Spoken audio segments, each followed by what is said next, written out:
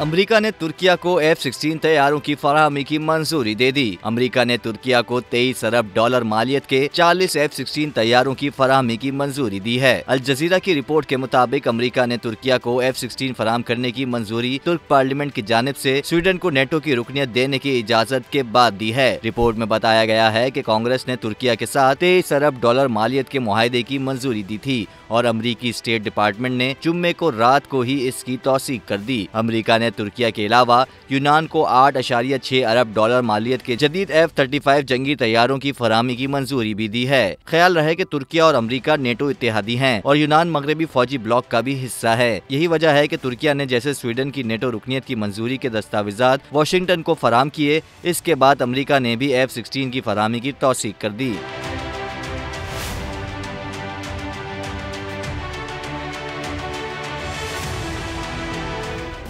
Subscribe करें और bell दबाएं ताकि कोई खबर रह न जाए।